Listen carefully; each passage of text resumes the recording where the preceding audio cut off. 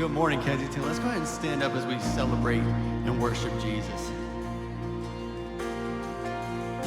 As we celebrate that He is our firm foundation and the one that we can always count on. Christ is my firm foundation, the rock on which I stand when everything around me is shaking.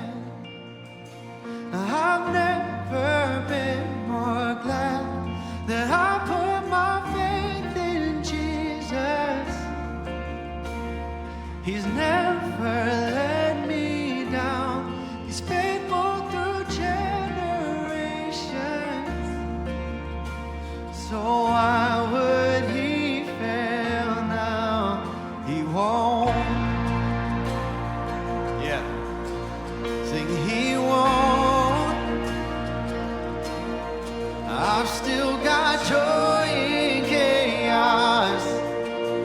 I've got peace that makes no sense.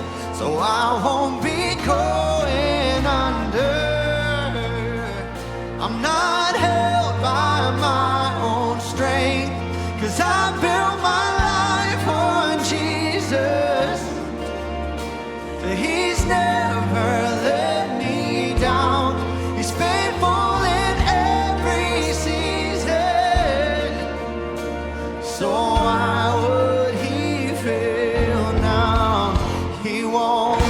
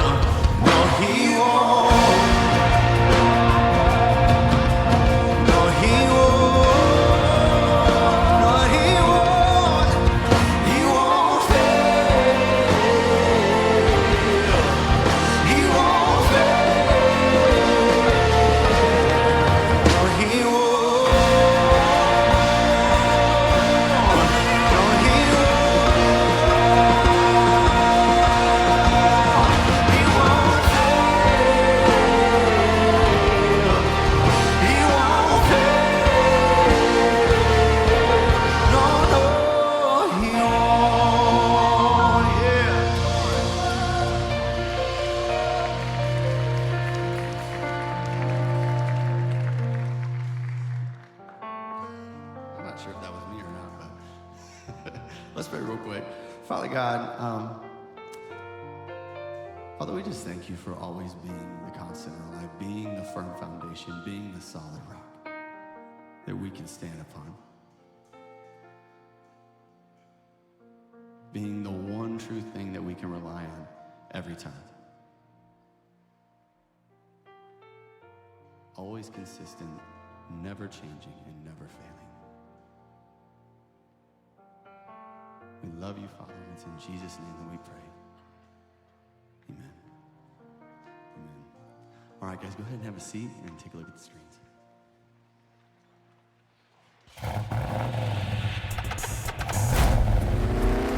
Sam Anderson here on behalf of Full Throttle and our Move Out Network to tell you about an incredible raffle that we have here at Kensington. Now, to do this, I had to wear my leather jacket and I had to get my Stang stash going because we're raffling off a 1972 Mustang. So this thing is absolutely gorgeous and we are raffling this thing off for only $20 a ticket.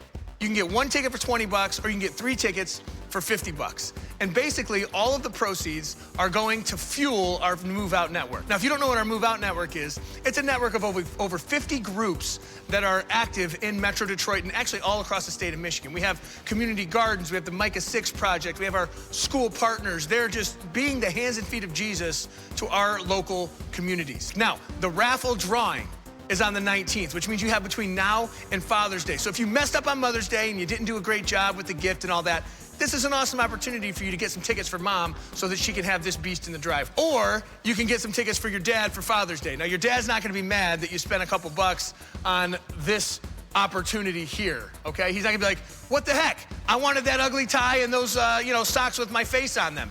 That's not what he's looking for. He's looking for this. I mean, this thing is an absolute beast. It's got Krager 15-inch wheels. And actually, the convertible part is actually automatic. You hit this little switch and it comes back all on its own. It has a Cleveland 351, big old V8 muscle car engine in it. I mean, check out this interior. It's got this white vinyl interior. It's an automatic, so you don't have to be able to drive a manual to use it. I mean, this thing is an absolute beast. If I could pay $20 and have a chance at driving this car, I would jump all over the opportunity. So make sure you visit kensingtonchurch.org/Mustang to get more info, more details. There's more specs on the car. There's more details about the Move Out Network and how maybe you can even jump in and serve with that. But join this raffle, man. This thing is sweet.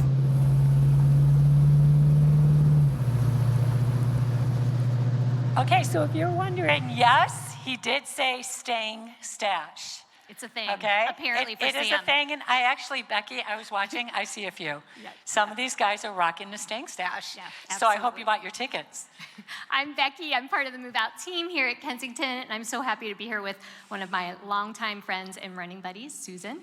And we just want to welcome you today. We want to welcome you if you're here in person with us, but also if you're streaming and hopefully sitting in the beautiful Michigan weather watching. But hopefully you got to see the car on your way in. Some of our Full Throttle team that actually refurbished the vehicle are out there. They would love to tell you a little bit about what they do. They're an amazing team of volunteers. Already this year they have gifted cars to 5 Afghan families that we've been coming alongside to help resettle here in Metro Detroit. They have gifted cars to some of our Move Out partners, and they are an amazing group of guys. So stop and meet them on your way out, and then we are selling the tickets right at the table out in the lobby. 3 for $50 seems to be what everybody's doing here today, so we love the Orion campus.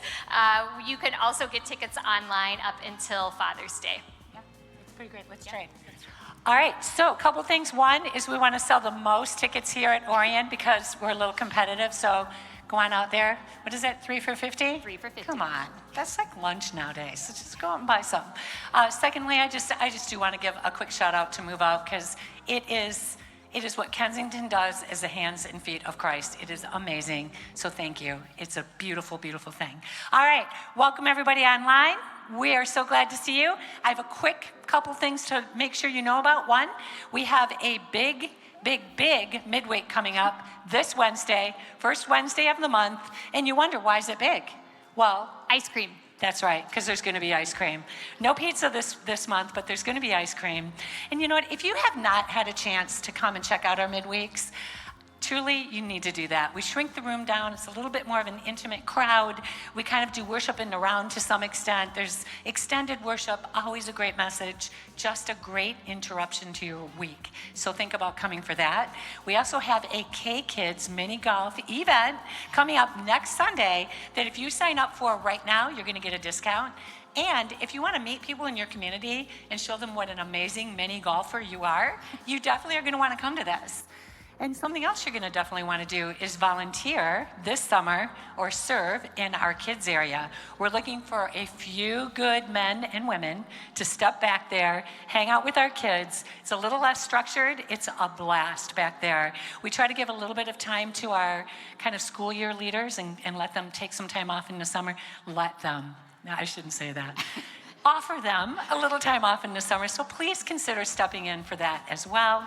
Let's see, we also have Bible Basics and Alpha starting again this summer, so we decided to offer it in the summer. We've had such an incredible response. If you have not yet done either of those, can I just tell you, no matter where you are in your spiritual journey, I don't care if you've been like reading the Bible in Aramaic for the last 25 years, you still have something that you can learn in that. Becky, you've taken it. Yeah, and it's a great thing to actually invite somebody to come with you for. It's super great for people wherever you are in your faith journey. Yeah, that's great. Think about who you want to invite and definitely do it. You've got a little bit more time this summer. We'd love to have you do it. Next week, we are having our annual vote. And we would love for you to take the time, either online or come on in and participate in that vote. It's really important that we have as much representation as we can so that we can get this right. So we really appreciate you doing that. We are in week 2 of the Vine and Grape series. Craig's got an amazing message, some props, some shears, and he's going to talk a little bit about pruning. So thanks, everybody. Thanks, everybody. Wait, luau, go ahead. We love our volunteers, so come to the luau on your way out today. Bye, everybody. And the luau is where? Down in the cafe. So I can't stand when you say that I have an amazing message, by the way, because what if it's not? Like, this might be just like a ho-hum one today. People are like, oh, that was not that amazing. You're setting me up, man. Good morning. So, hey, real quick, can we just, I don't even know if they're in the room right now, but can we just put our hands together and appreciate our Full Throttle team, just their dedication, their commitment, the way that they serve. It's an awesome, awesome group. And I was debating having you also clap for Sam's stash, but we're not going to do that. Just wish I could wear one like that. By the way, if I win the Mustang, nothing suspicious happened. Just look away. But I'm gonna try and load that one, stack it my direction. All right, so here's what I would love to do. Actually, you know what? I'm going to do something really quick, spur of the moment. You want me to give you a little thing to do for midweek? Those of you that are going to come to midweek this week, give you a little pre-homework. All right, so none of you are going to do this, but like 4 of you. But for the 4 of you, stay with me for a minute. It's going to be fun. I'm going to talk this next midweek about what it is that gets Jesus up out of his throne. According to the Bible, he is currently, at this moment, he is seated in his throne at the right hand of the Father. There are a couple times in the Bible we get indication of him standing up from his throne. I want you to see if you can find between now and midweek what it is that makes him stand up from his throne. All of you are going to be like, I'm not doing that. So for the 4 of you that are going to do it, come find me on midweek. I want to know what you found out. And Susan will give you an amazing award. That's what's going to happen.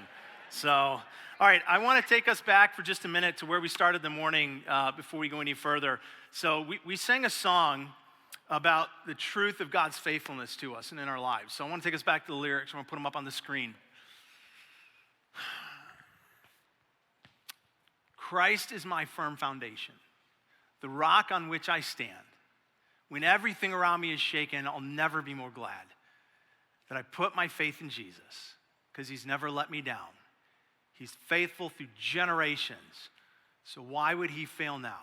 And the answer is, he won't. I think one of the most disorienting experiences in life is when you put your trust, when you put your faith, your confidence in somebody that does let you down. Because you know as well as I do, we put our faith in God, but we also put levels of our faith and our confidence, our trust into people. And one of the most disorienting experiences is when you trust somebody, you expect somebody, you count on somebody in your life to be a sort of firm foundation for you, to help keep things stabilized, and you experience the opposite effect with them. They betray you, they let you down, they turn your life into what feels more uncertain or shaky ground into stable ground. So my son, who's getting married in 2 weeks, so Father's Day weekend, I will not be with you because that's where I'm going to be. He decided for his bachelor party, you'd have to know my son. He's a total outdoors kid, loves being outside for everything, big hiker, being in nature, living off the land kind of stuff. So for his bachelor party, he decided he wanted the whole crew to do some backcountry hiking and camping for a couple days. So 2 weekends ago, that's where I was at. I was with him, his whole crew, and we went down to Kentucky, did a couple days in Mammoth Cave, and then hiking the backcountry.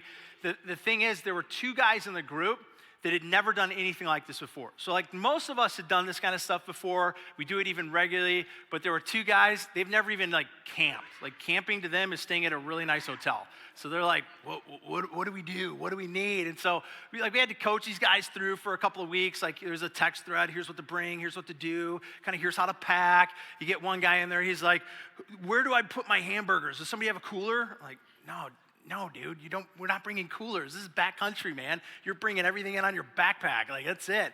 And so we get there, and these 2 guys that had never done it before, it was super fun. Like, even watching my son and his buddies who've done this a ton, like, just kind of teaching them, like, here's how to pack your bag, here's where to put the weight, here's the gear you're going to need, and just kind of leading them along. So they're totally dependent on us. They're like, all right, we're trusting you guys to help us get through this safely. Are we going to get eaten by bears? Do we need bear spray? I'm like, calm down. It's going to be okay. So we get out into the woods, and we start hiking, and we're like a mile in, and we realized immediately, this is the worst marked trail I've ever seen.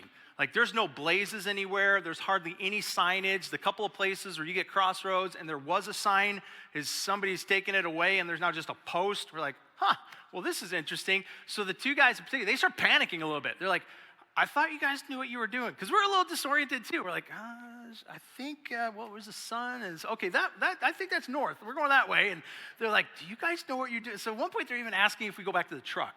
They're like, we know where the truck's at. Do you guys even know where camp is at? I'm like, it's like 10 miles that direction somewhere. So they're like, we should go back to the truck. We know where that's at. It's air conditioning. We'll camp around the truck. I'm like, that's lame. We're not going back to the truck. Trust us. We got this. It's good. So we keep on hiking and keep on hiking. At one point, the tick conversation begins on the hike. They're like, hey, somebody goes, hey, watch out for ticks. These 2 guys freak out. They're like, what? Wait, there's ticks out here? I'm like, it's nature. Yes, you're not at home. So like, well, we don't want to get ticks. It's Lyme disease. We're like, you're fine. Just stop worrying. And so eventually we get to camp. We find where it's at. All was good. We start setting camp up. Half the guys had hammocks. So they start hanging their hammocks. A couple of us had tents. We get everything set up. My son, who like does this all the time, he's got this like bougie setup where he's got his hammock. He's got this tarp covering it. He's got a string of lights above his hammock. He's got like this floral arrangement and an entrance. I'm like, what are you doing, you Instagram camper? Like, stop it. So we get everything's all set up. It's beautiful, and we're just having a great time out there. These guys are feeling way more calm now. They're totally relaxed. They're like, all right, maybe we could get into this like whole camping thing. And then it starts getting into the night. We're sitting around the campfire, having a great time. Everybody's eating dinner, and we're talking. And one guy reaches up and scratches his neck and goes, hey, what is that? And another guy goes, oh, dude, you got a tick. And I have never seen in that moment, I've never seen a dozen men more quickly stand up, drop their pants to their ankles, take off their shirts, grab flashlights, and everybody is an inch away from each other.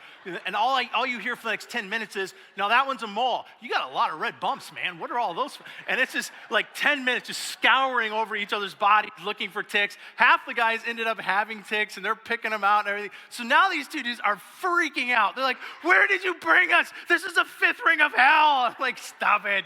So we get through the rest of the night. Everybody's tick-free, calms down. We get decent night's sleep. Next day, we hike again, and they get back to the truck eventually. And it's so cool. I'm thinking in my mind, I'm like, these guys are never going to do this again. They are so done with ever hiking and camping. And both of them come up, and they go, this was amazing. And they go, what's the stuff that we need to do this again? I'm like, whoa, wait, what?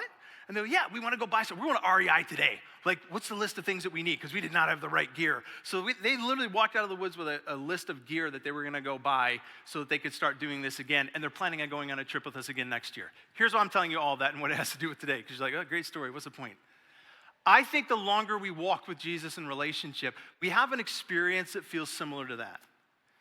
where we trust him, like we sang, to be our firm foundation, to never let us down, to make the ground that otherwise shakes become firm underneath our feet. And the reality is, the longer you walk with Jesus, you will have moments in your life where the ground does start to shake, where you start to question him, where you start to wonder if he knows what he's doing. And every single time, it will put you at a crossroads where you're going to have to make a decision. Go back to the truck or keep on hiking. Keep on the journey. If you stay on the journey, a couple of things I guarantee will happen. Number one, you will grow through the experience.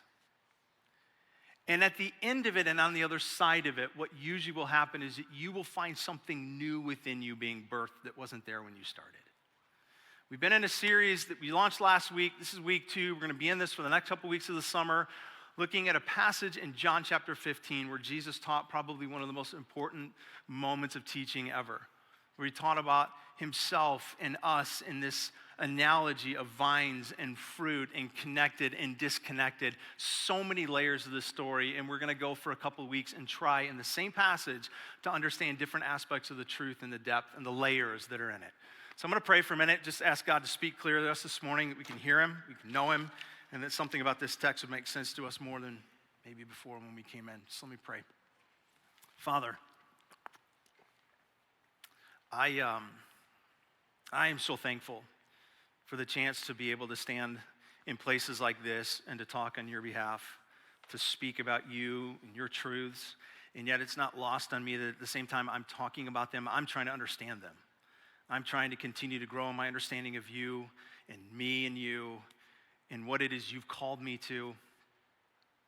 And so, God, I pray that you'd be gracious to me this morning, that as I speak on your behalf, that my words would be truthful and true to who you are, Jesus, would be truthful and true to your scriptures, that you would help all of us to hear your voice, that more than mine, God, you would do a work this morning that we would, even if we're at a place where we're struggling to know if there even is a you, that we would have a sense somehow in our curiosity and in our exploration of you, that we would still have a sense that you spoke today.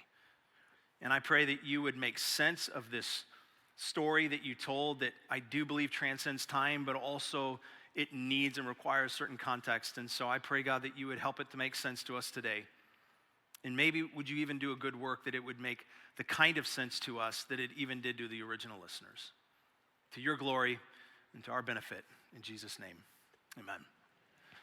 All right, so real quick, I'm going to take a minute. We're going to do part of what is just being a community for us as a church and take up our offering today. So if you're a part of Kensington and you've been around for a while, you know this is a part of what we do. It's part of who we are. It's a part of what fuels things like you just heard about with Move Out. This is part of what helps us get out of these walls. We really do not believe that being a Christian means going to church. This is such a fraction of what it means to be followers of Jesus.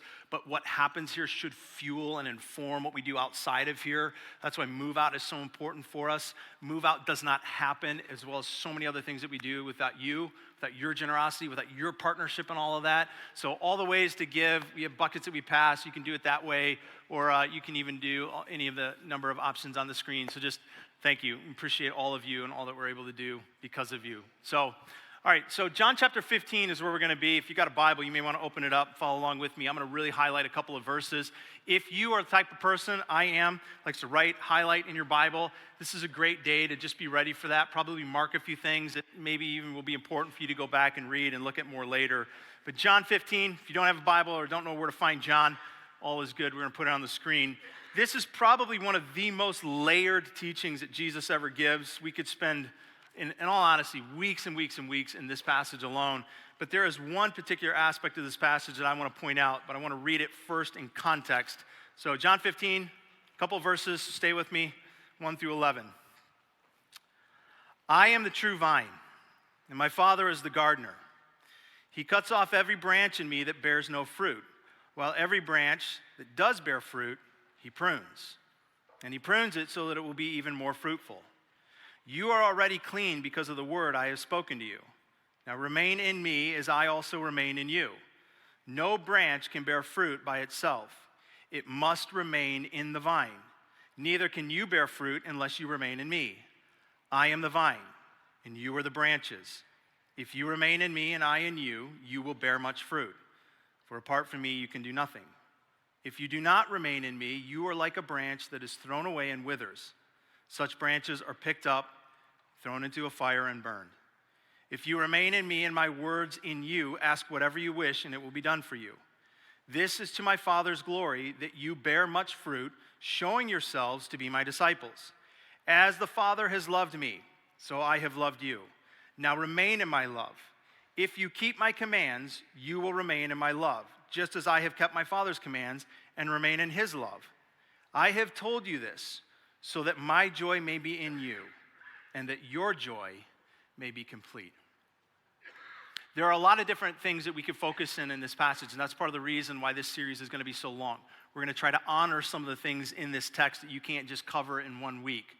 But the thing that I want to lean into the most this morning, I'll just give it to you right now and then make a couple of statements about it. The thing of importance that we're going to give attention to this morning is fruitfulness and what it indicates. On your screen, verse 8, look what Jesus says about the fruit in our life and what it is that it shows. If you keep my commands, you will, this is to my Father's glory, that you bear much fruit, showing yourselves to be my disciples. So he says, there is a relationship between you being my disciple and the fruit in your life. Or I'll just say it this way. I'm going to make a couple big statements right off the bat this morning with this message. To be a Christian is to produce spiritual fruit. In other words, to be in an honest, sincere, life-giving, eternity-securing relationship with God is evidenced by the fact that there is growing spiritual fruit in your life and being produced through your life to your benefit and to the benefit of people around you. Which means that the absence of spiritual fruit is indication of an absence of relationship with Jesus. An absence of spiritual fruit is indication of an absence of relationship with Jesus. You might go, well, okay, we're in church, so we can check that spiritual fruit off the list, right? We're good with God because here we are. Except, this isn't the only place that Jesus teaches with this kind of an analogy of fruit and vines and cut off and being a part of and abiding in. But there's a place in the book of Matthew, chapter 7, we're going to go there right now, where Jesus takes this analogy even a step further to make sure that we do not confuse spiritual fruit with religious behavior because they're not the same. So Matthew chapter 7, this is what Jesus says. He says, by their fruit you will recognize them. Do people pick grapes from thorn bushes or figs from thistles? Likewise, every good tree bears good fruit, but a bad tree bears bad fruit. A good tree cannot bear bad fruit, and a bad tree cannot bear good fruit. Every tree that does not bear good fruit is cut down and thrown into the fire, and thus, by their fruit, you will recognize them. Now, here's where he goes a step further. Not everyone who says to me, Lord, Lord, will enter the kingdom of heaven, but only the one who does the will of my Father who is in heaven. And many will say to me on that day, Lord, Lord, did we not prophesy in your name? Did we not drive out demons in your name and perform many miracles? And this is possibly one of the most sobering verses in all the Bible. And then I will tell them plainly, I never knew you. And so away from me, you evildoer. There are people performing a lot of religious behavior that Jesus says there will be a day where I will look at them and say, I actually never knew you. There wasn't a relationship there. There was spiritual behavior. There wasn't spiritual fruit. There was religious behavior. There wasn't real connection with me. There are passages in the Bible that when you read them, when we study them, teachings of Jesus that at times, and you've been here for many of these, if you've been here any length of time, that will create hope in you. And some that will create joy, and some that will create peace, and some that will create a sense of steadfastness. Some that will leave us kind of walking out of here just feeling great. But there are also others along with that, and at the same time, passages like this that should evoke within us a sense of awe and fear of the position of God over all creation. And not fear as in afraid of, but fear as in wonder of. The same kind of fear that would lead you to climb Mount Everest. You don't do that casually, you don't do that idly, you don't do that carelessly, right? There's a certain fear in that, an awe, a wonder There are certain places where Jesus' words should create within us a sense of awe and wonder and even a fear that moves us to do the work of an internal inventory to really ask ourselves, how am I with God?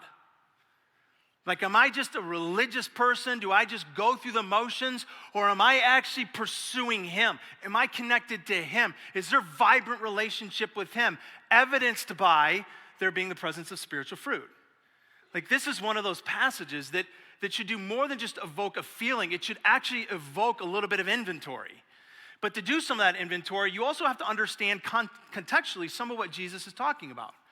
Like, what does He mean when He says, I am the true vine? And what's the difference between being cut off and being pruned? And then in the end, He talks about obedience, not even just ours to Him, but His to the Father. So somewhere in there, obedience even has implication on the fruit that would be born in our lives. And so if we're going to do the inventory, we have to understand some of what it is He's talking about here. So I'm going to go back, verse 1, and I won't do this the whole way through, but there's a few verses I want to highlight and really lean into. Verse 1, again, He says this, I am the true vine, and my Father is the gardener. Now, what's fascinating is that He doesn't just say I'm the vine, He says I'm the true vine. And here's why it's fascinating. Because to the first century Jewish listener, this would have had all kinds of meaning for them. This would have been a radical statement. But much of that gets lost on us because of context. So I want to provide some of that for you because this is huge. We can just read over it. And some of you have read this passage many times, super familiar with it. And you're like, yeah, Jesus is a true vine. But we have lost what He's saying when He says, I'm the true vine, because we don't understand in context what the first century Jewish listener would have understood. All through the Old Testament part of the Bible, you know who was referred to as the vine? Was Israel, the nation of Israel, God's first chosen people. And the reason they were referred to as the vine is because this was the nation that God had chosen to specifically be connected to Him to be the benefit of all humanity. Because it would be through them and through their connection to Him that He would grow the fruit that would be the spiritual nourishment for all of humanity, would be the spiritual fruit for all of humanity, the spiritual blessing for all of humanity, that being Jesus Christ. And so all through the Old Testament, the vine is actually Israel, because they're the ones connected directly to Him that will bear the fruit that will be the gift to all creation and all humanity. However, what's interesting is that the majority of the time that you see God specifically referencing Israel as the vine in the Old Testament, it's in a disciplinary way. It's because they have actually broken relationship. They've wandered off. It's because they have chosen instead to be connected to the vine that they're connected to all kinds of other things, their own desires, their own passions, to other foreign gods. And as a result, what their lives begin to produce is bad fruit. Bad fruit that affects them, bad fruit that affects their nation, bad fruit that affects even the surrounding communities and the world. And so it's interesting because most of the time that God says to them, you're my vine, it's to rebuke them, it's to correct them. Jeremiah, on your screen, this is an example of just one of those times. Many are like it though. I had planted you like a choice vine. Again, speaking to Israel, of sound and reliable stock. How then did you turn against me into a corrupt wild vine? So they were intended to be the vine, but most of the time that God talks to them, He's talking to them to correct them, to challenge them, to rebuke them for having separated themselves and wandered off and then thus producing bad fruit. So this is what's so radical. And again, this is where it can get lost on us. If you're a first century Jew, you have understood your heritage to be the vine of God. But you also know that you have constantly screwed that up. You have not lived up to that expectation. And then here comes Jesus and He says to you, I, not you anymore, I am the true vine. In other words, here's what He's saying. Israel, I will be, no longer you, I will be, and my work will be what will perfectly unite you, indestructibly unite you to God, not your behavior anymore. It will be all up to me, all about me, not about you and how good you can be. It's all about me. I will be the true vine. Where you fail, I will succeed. Where you fall, I will stand. Where you are faithless, I will be faithful. Where you are incapable of producing the kind of fruit that pleases God, I can, I do, I will, I am. I am the true vine. Like, this is literally Him saying to them, hey, all that time that you knew you messed it up and you broke relationship with God and bad fruit came, listen to me, I got you. Like, this is Him saying, I've got you. Like, I will be what connects you to the Father. I will be your certainty. I will be your security, not you trying to generate that in your own strength and in your own good deeds. I will do that for you. I will be the vine for you. Like, this is a radical shift for what the Israelites understood about how to relate to God. And equally for us, like some of us grew up in a kind of faith tradition or a church where it was all about how good you could be. I've shared tons of stories before that was my upbringing, to the point that even as a high school student, because I wore a hat into the auditorium, I was walked out of the auditorium, called out by the choir director, whole service stopped, and he yelled at me in front of the entire room with my friend who'd never been to church before. Guess when he came back again? Never. Like, so some of us, that's been our experience in church growing up. It's all about how good you can be. That was Israel. We got to be really good. And they kept screwing it up. Well, you know what I know about us is that we will keep screwing it up. So Jesus says, I came to do what you can't do. I'm the true vine. And this is as much a statement about who he is as what he does. Sometimes when Jesus teaches, he tells us who he is. Sometimes he tells us what he does. Sometimes he does both. This is a both where he's saying, here's who I am. I am the true vine, and here's what I do. As the vine, I accomplish the work to satisfy God's expectations in a way that you can never do, to make sure you are brought into relationship and secure in that relationship forevermore. I'm the true vine. So if he's the vine, and that's not something put on Israel and thus us anymore, then what does that make us? We read it, not a trick question. We are the branches. We're the branches, and it's our job then to stay connected to the vine. Verse 2, Jesus says this. He, speaking of the Father who's the gardener, cuts off every branch in me that bears no fruit, while every branch that does bear fruit, he prunes so that it will be even more fruitful. This verse right here is probably one of the most difficult verses in all of the Bible, in all of Jesus' teachings. It's one that has separated even whole denominations in belief on how it is that God relates to us.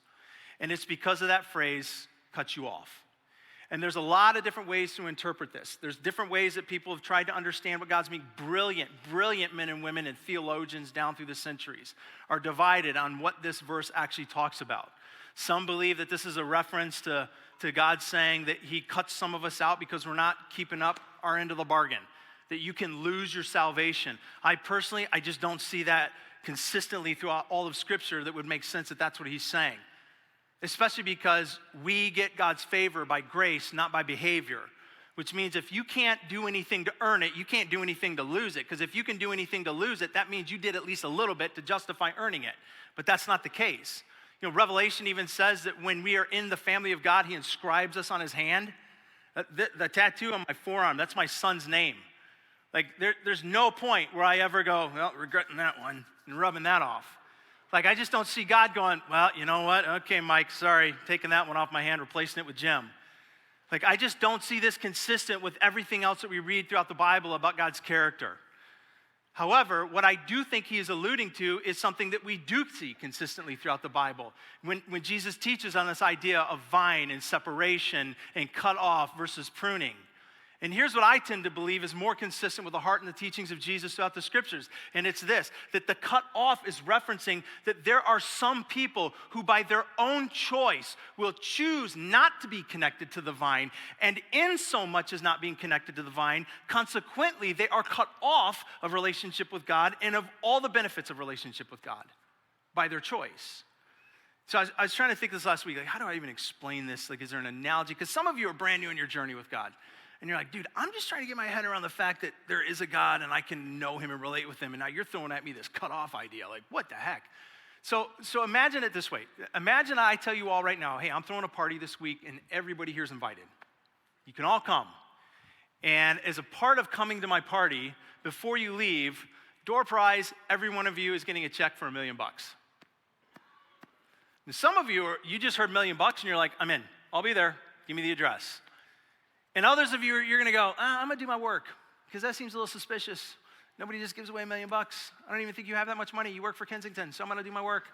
I'm going to see what you actually have in the bank, and you're going to do your work, and you're going to find out whether or not I'm truthful. And if I'm truthful, you're going to go, apparently he can back up what he says. I did my work, and you're going to come. And then others of you are going to decide you don't want to come for a variety of reasons. Some of you are going to decide you don't like the location. You're like, I don't like the venue. Some of you are going to hear about who's catering it, and you're going to decide you don't like the food, so you're not going to come. Some of you are going to come just out of disbelief. Like, there's no way anybody's that good. Nobody's going to give away $1 million. Nobody's got that. That's wishful thinking. Nah, that's not going to happen. And the next Sunday, everybody who came to my party and got $1 million is going to be talking about it. And you're going to go, oh my gosh, there was really a party? Can I get in on that $1 million now? And I'm going to say, I invited you. You didn't want to come. And you chose not to come, and in choosing not to come, you consequently chose to cut yourself off from the benefit of having come.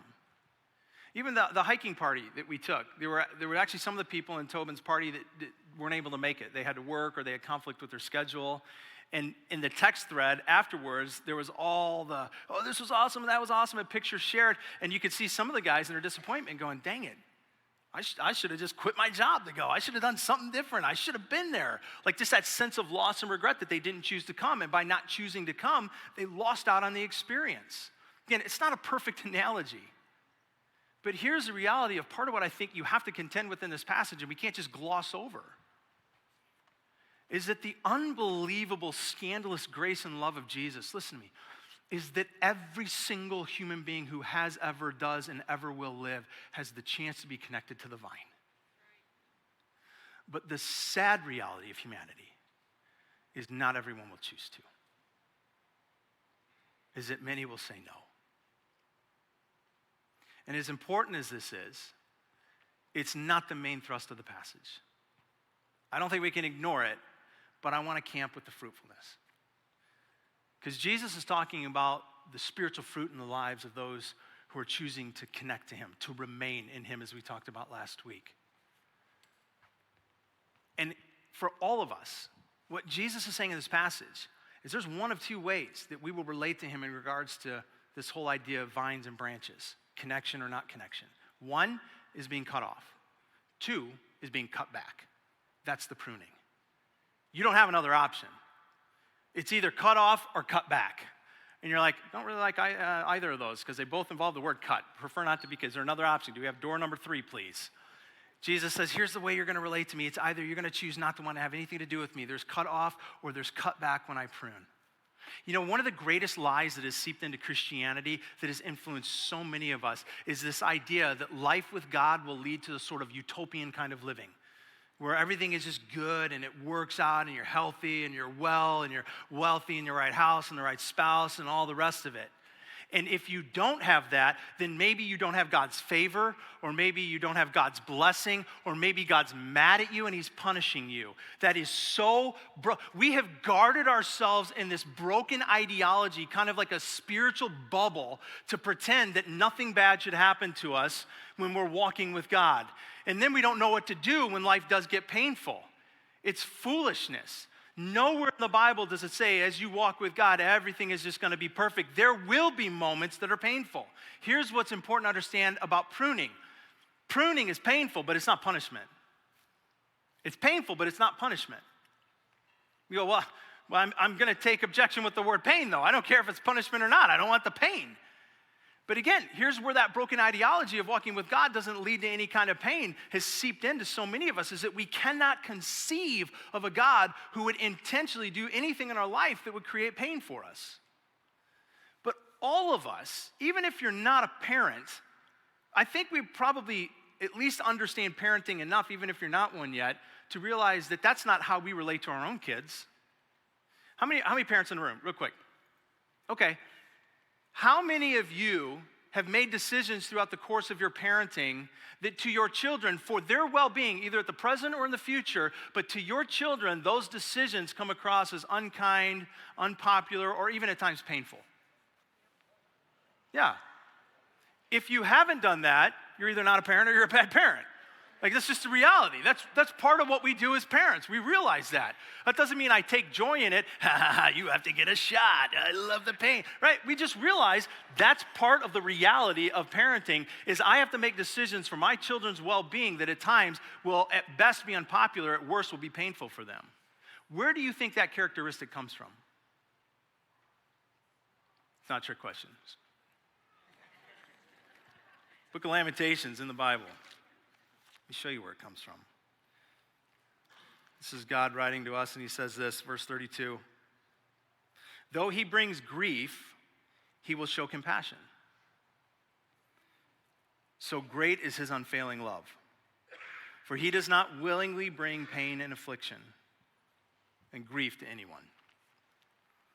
There was years ago, I remember hearing somebody teach this passage, and I was sitting in the seats and I was listening, and they neglected probably one of the most important words in this passage when they read the verse. They read it, for he does not bring affliction or grief to anyone.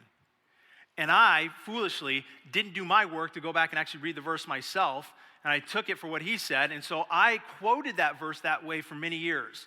God does not bring pain and affliction on the sons of men. Until one day I actually read the verse myself, and I was like, for he does not willingly. Well, that wasn't in there when I quoted it before. That changes everything. He does not willingly bring affliction or grief on anyone. Now, when we usually use the word willingly, we're saying somebody forced us into it. I didn't willingly do it. Right? I got coerced or I got forced into it. God's God. Nobody's forcing him or coercing him. So when he says willingly, the actual context, the language, what he's saying here is, I do not bring grief with pleasure, but I do with purpose. I do with purpose. You go, for what purpose would God bring anything painful into my life? To prune you, to produce more fruit in you, to produce more fruit through you. And we're going to talk more about this next week, but Galatians 5 doesn't leave it a mystery to us what the fruit is. Love, joy, peace, patience, kindness, gentleness, self-control. The things that we crave to be our own experience, and when they are, they become also the experience we extend to other people. His pruning, which can be painful, though is not punishment, is to produce more fruit in us and to produce more fruit through us. I've got, in my yard, my backyard, the entire yard is lined by a set of hedges, big, giant hedges, about 10 feet tall. They need to be cut back about every 2 years. I think I'm like 3 years in at this point, so they're totally needing to be cut back now. It's among all the things you do when you got family coming in from out of town for a wedding. Like, I mean, a month ago, I was like, hedges look fine. All of a sudden, I'm like, man, they look like garbage. So I'm out there trimming all the hedges. My arms are cut up. My legs are cut up as I'm trying to get this all trimmed up and cut. Here's why I trim the hedges, and I think it's similar to what God does when he trims, when he prunes us. First of all, there's a lot of dead stuff I'm cutting off. A lot of dry branches, dead branches.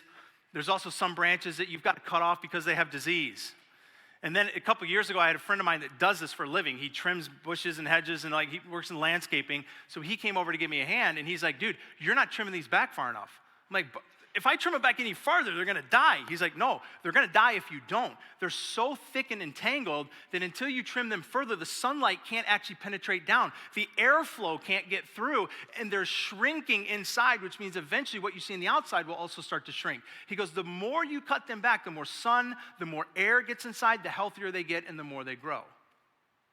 Do you understand that the reason that God prunes us is to take away the spiritually dead or diseased parts of our lives? That then his light can penetrate deeper into us so that the flow of the Holy Spirit through us will produce greater growth and fruit. You might go, okay, but pruning still sucks. It does. It's not an enjoyable experience, though it is beneficial. You go, yeah, but it's just so painful. I mean, I thought God was like tender and merciful and long-suffering and compassionate and kind and caring, and he is. But imagine all the ways that God could have described his pruning work. For example, just a couple tools out of my own yard. What if God's analogy would have been an axe? What if he would have been, I don't prune back the bushes, I axe the bushes. I mean, there's not really any pruning going on here. It's just kind of destructive. I mean, this is incredibly destructive. It's incredibly impersonal. It's intrusive. It's obnoxious. It's horrific. This will prune nothing. The only thing this will do is destroy. Had God said, I axe my people, you're like, well, I guess we're goners. He could have also he could have said, I use pruning shears, right? I mean, it's a little bit more delicate. I mean, you can actually prune with this a little bit. You can get in there. But have you ever used shears and you try to cut one thing and you cut, like, I'm going to get in here and get this one. And you're like, dang it. And you cut the one you don't want to cut, right? And you can still do this from a distance. It's not personal, it's not intimate. But here's what's so amazing about the way that God so intentionally chose the language and the visual. When you prune, you have a smaller instrument in one hand, and what do you do with the other? You hold it. So that your decisions are much more strategic, far more intentional, and way more intimate, because you're actually involved, and you're holding, and you're getting in to all the right spaces, and only cutting what needs to be. Listen, some of you are in a season like this right now. And there's some pruning going on in your life, and maybe you haven't even interpreted it that way. Maybe it's just your boss is unfair, or I can't believe that person did this to me, or maybe it's something else is being blamed, and you haven't yet acknowledged that perhaps what it is God himself is pruning. Maybe it's that relationship that you so desperately want to work out, and it just seems like it isn't going to, and you're wondering, and you're fighting to hold on, and God's going, will you, and you're like, no, give me that back, and he's like, no, listen, trust me, this relationship's got to go.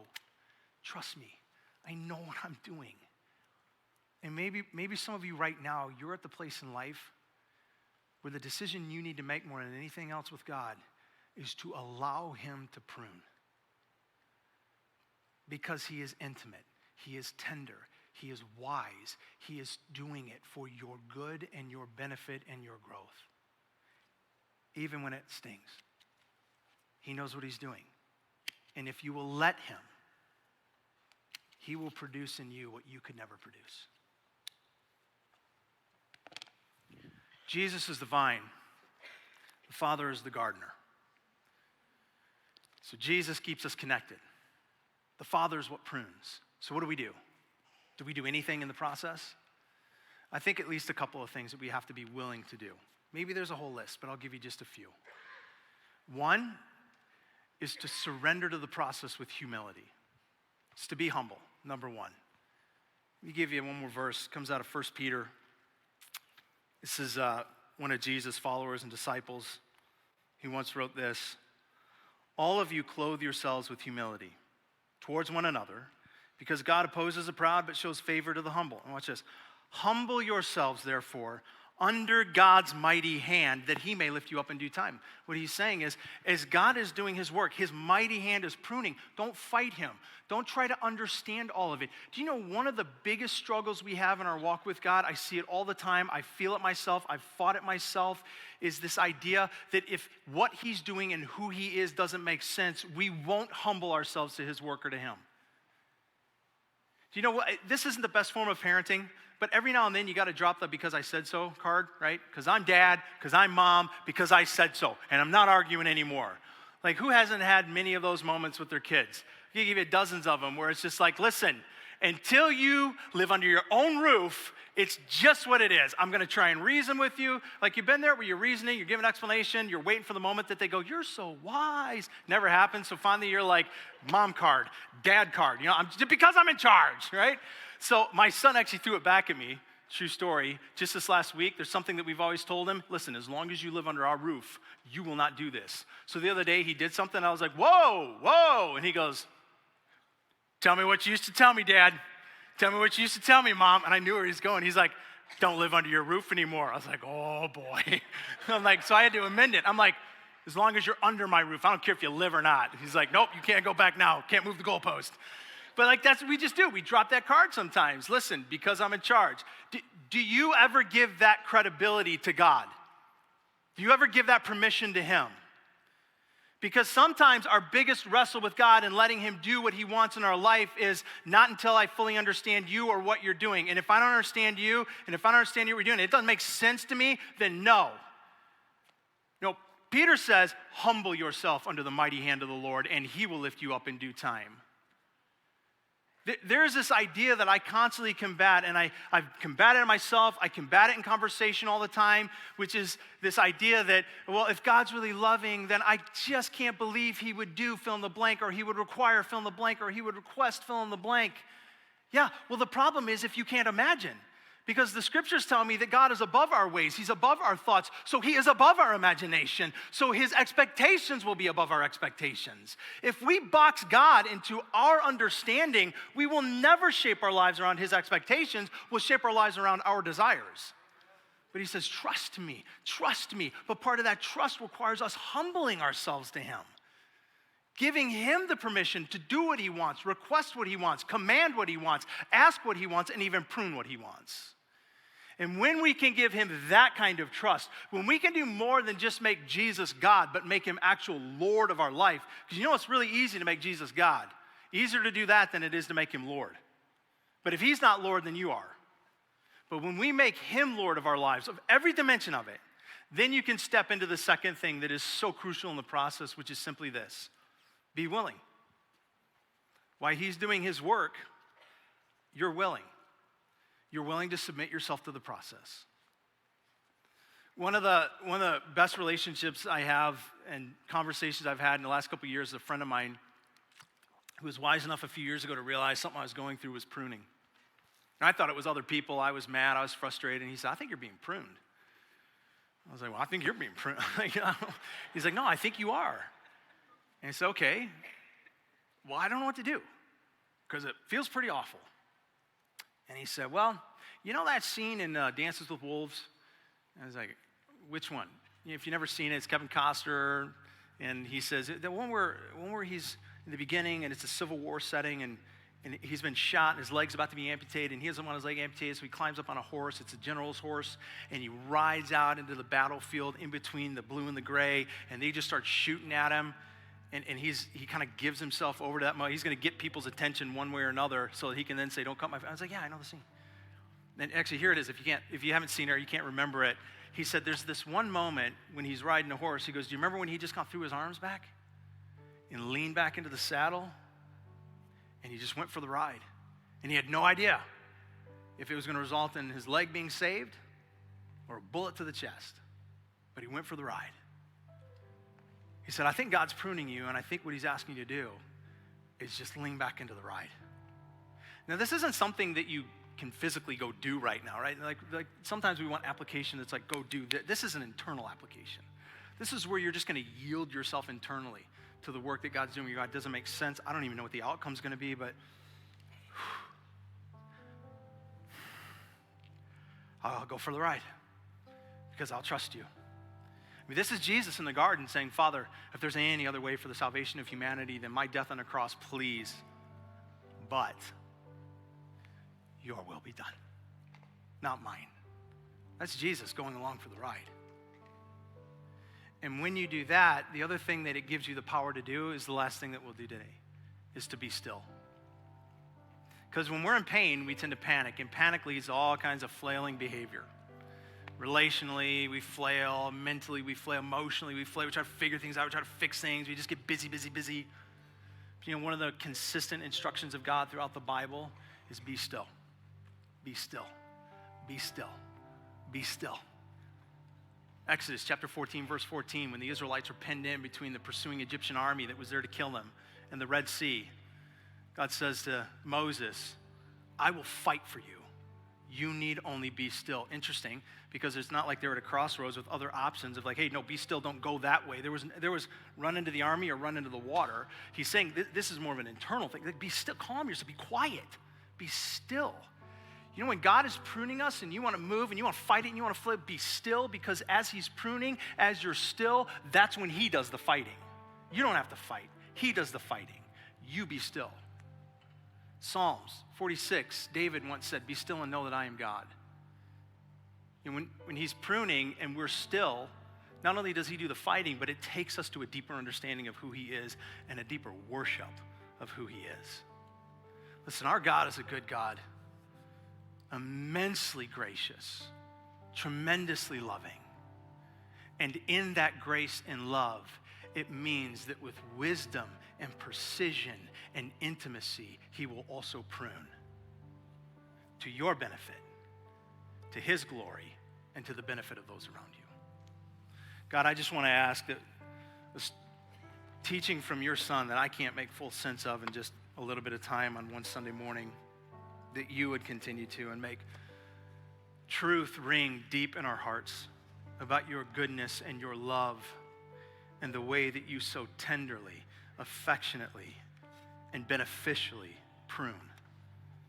Would we learn more and more how to be men and women who humbly surrender to the process and wait in stillness as you fight and draw us in to bear more fruit. In Jesus' name, amen.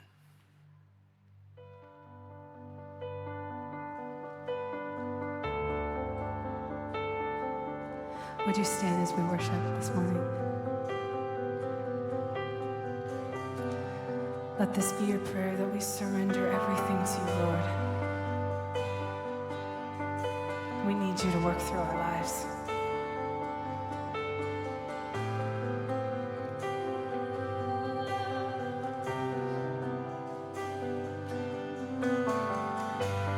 Here is where I lay it down, every burden, every crown. This is my surrender. This is my surrender. Here is where I lay it down, every lie and every doubt. This is my surrender. And I will make room for you to do whatever you want to do whatever you want to. And I will make room for you to do whatever you want to do whatever you want to.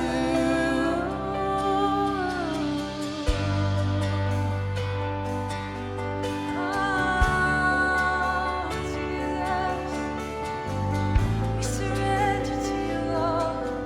We surrender to you. Here is where I lay it down, every burden, every crown. This is my surrender. This is my surrender. Here is where I lay it down, every lie and every doubt. This is my surrender. And I will make room for you to do whatever you want to do whatever you want to.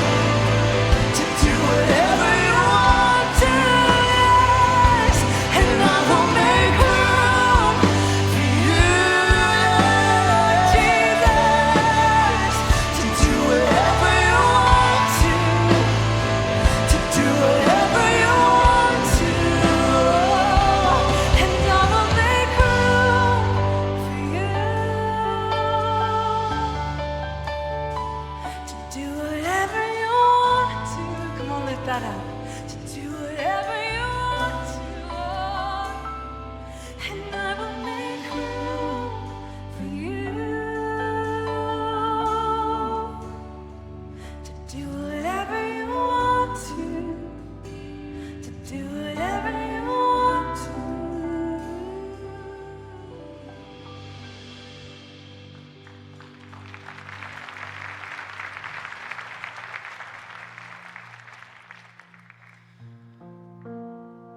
So as we're going into this next song, we sung it last week, and it's called Keep Us Abiding. And what the song is really reminding us is that, for one, we're asking God to keep reminding us to abide in Him as He abides in us. And I had this thought when I was coming in today. So on the farm, we heat our whole house with wood, and keeping a fire going is kind of an art when you're having to do it 24/7. And if you just load the firebox with a ton of wood and then try and light it on fire, you're gonna get a ton of smoke. But when you actually leave space between the logs for the fire to really breathe and for the flame to really catch, that's how you get a really hot burning fire, and it's how you get a very long-lasting burn. And I can't help but think that that's exactly how our relationship can work with Jesus sometimes. Is that when we're abiding in Him, when we're creating the space in our life to really spend time with Him, that's when our relationship with Him is going to continue to flourish. And it also provides the space for Him to do some pruning in our life. So as we're singing this,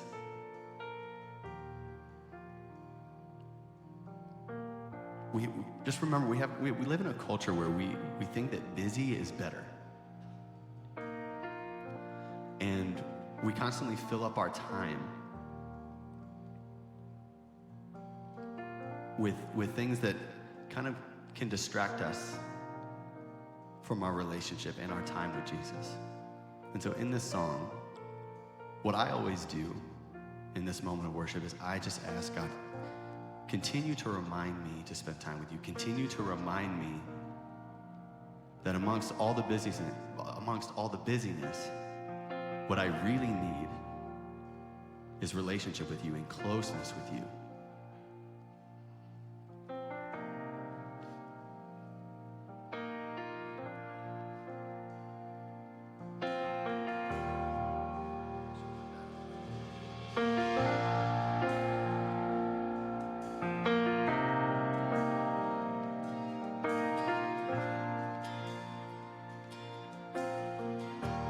You are patient, you are kind. Love is always on your eyes. Prince of Peace and faithful friend, you are good until the end. Make your home in us as we dwell with you. You'll always be enough. So keep us abiding, keep us abiding. Lord, we give you back control.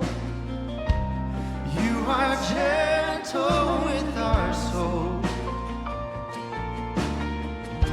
and it's our joy to follow you. Your ways are higher than our own. So make your home in us as we dwell with you.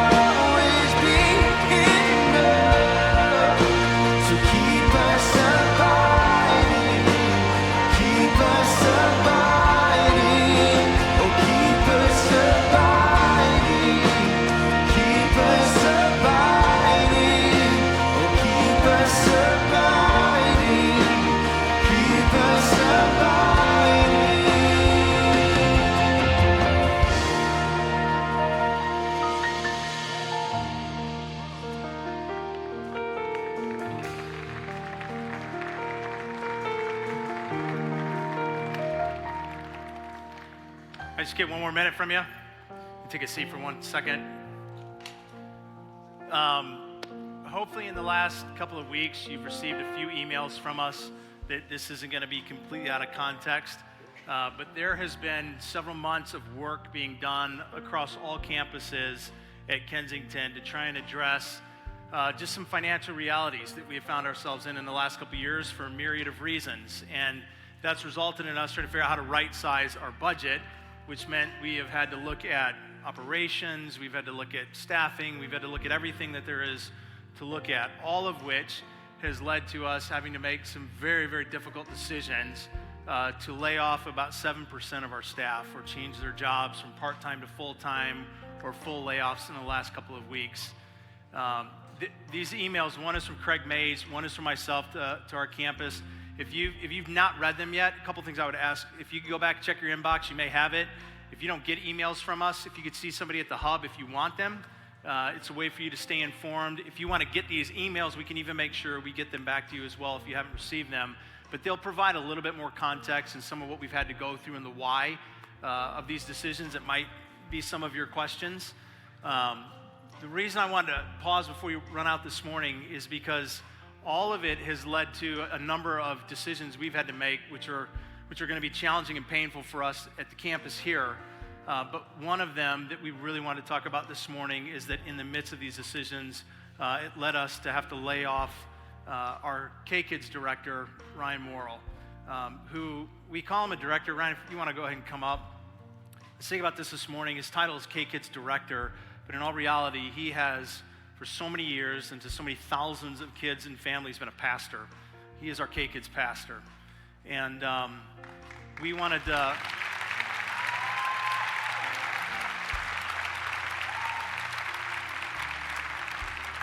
As difficult as these decisions have been, we do not want to do anything that feels like it's being done in secret or behind closed doors or in the shadows. We are trying, even in the difficulty and the frustration and the pain of these decisions, we're trying to be as upfront and forthright as we can about all of it. And especially with Ryan, who has so long and so just relentlessly served here, we did not want to close the month out, which is his last month here with us in May, without having a moment to just pray for him. Ryan's asked that he would not be asked to say anything this morning, maybe for obvious reasons. So we're just going to pray for him right now. And at a later time, Susan and I have talked. Why don't you just maybe share some of that thought? We're waiting for Ryan's lead to actually plan a proper celebration for somebody who for 27 years has left a legacy in kids and families and my own kids. And we want to celebrate him right. We just need a little bit of air right now in between. So that is going to happen in the near future. Would you stand with me? I'm gonna pray, but just ask that you would partner with me in that, just by your standing. And even if you feel comfortable, maybe just to extend a hand, almost to say, hey, I'm up here, I'm with you. We want to be a part of this and got you as well. So just the fact that Ryan is here this morning and the integrity that is his character to be present in such a painful moment, I just want us to do all we can to be present to him. So Jesus, I just say thank you. Thank you for Ryan. Thank you for your saving work in his life. And thank you for your work through his life. Thank you for the countless people, many of which he may never know until eternity one day, that his life is touched and impacted, has been the introduction to you, Jesus. And God, in this moment, I am asking that you would be what no person can be to Ryan. You would be the one that meets him in his confusion, that meets him in his sadness, that meets him even in his frustrations, that meets him in his questions right now, that meets him in his uncertainty, that you would be the one who provides a way where there seems to be no way, that you would open up and make clear paths in front of him for where you would have him to be and do and go next. And God, I really don't ask that idly. I do ask it because I have seen time and time again your faithfulness, even in my own life, in similar times and moments where it seemed like there was nothing in front of me, but you made a way. And so, God, I pray that over Ryan, be close, be tender, be compassionate, be wisdom, be comfort, be provider to he and his whole family right now, God.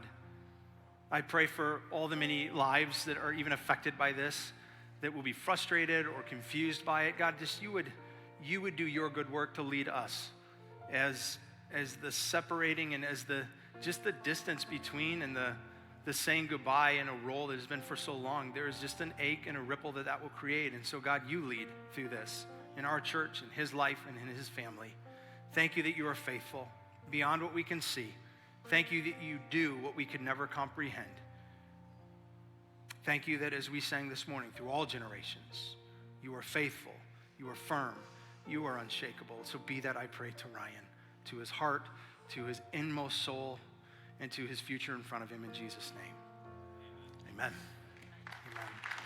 As you walk out this morning, if you got something in your life that we can pray for, that you need support for, would you let us do that? We're going to be up here as a team, be in the lobby as a team, and certainly if you have a chance, as Ryan hangs around, just expend your love to him and your encouragement and support to him.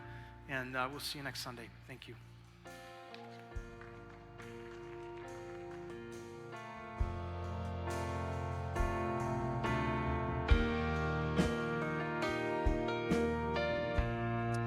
Hey everybody, welcome back.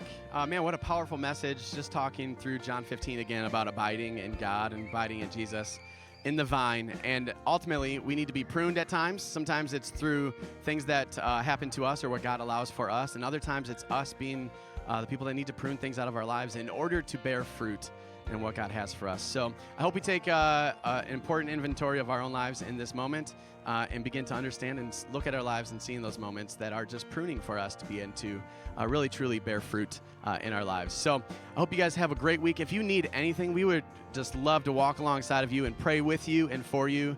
So reach out to us and subscribe to the channel so that you can get the next one when it pops up. So hope you guys have a great week. Bless you, and we'll see you next week. Bye-bye.